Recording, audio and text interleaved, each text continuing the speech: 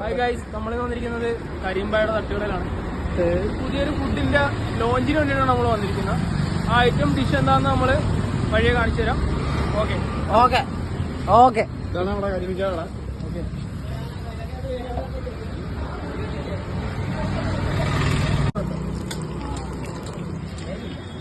ഇപ്പൊ കലക്കാൻ പോവുക, കണ്ടോണം.